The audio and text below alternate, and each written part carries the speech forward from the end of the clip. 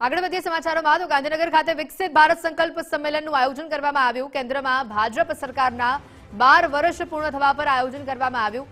કેન્દ્રીય વન અને પર્યાવરણ મંત્રી ભૂપેન્દ્ર યાદવ ઉપસ્થિત રહ્યા। ગુજરાતના નાયબ મુખ્યમંત્રી હર્ષ સંઘવી પણ હાજર રહ્યા। ગાંધીનગર ટાઉન હોલ ખાતે કાર્યક્રમનું આયોજન કરવામાં આવ્યું। વિકસિત ભારત સંકલ્પ સંમેલનની અંદર હર્ષ સંઘવીનું નિવેદન સામે આવ્યું। તેમણે કહ્યું કે પીએમ મોદીના ઐતિહાસિક 12 વર્ષની સેવા રહી છે। પીએમ મોદીના નેતૃત્વમાં ભારત દેશ વિશ્વમાં મજબૂત બન્યો છે। પીએમ મોદીનો દિલથી આભાર હું માનું છું।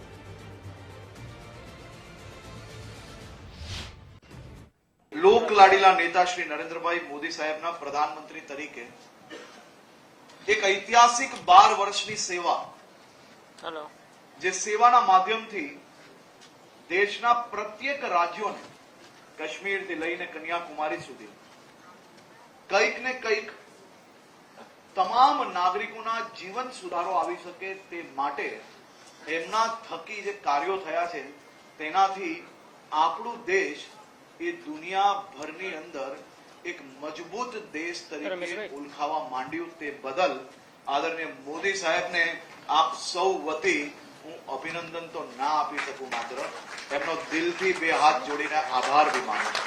દુનિયાની 5મી મોટી અર્થતંત્ર તરીકે આપણા દેશે સ્થાપિત કર્યું છે, તે આપણા સૌ માટે ગૌરવની વાત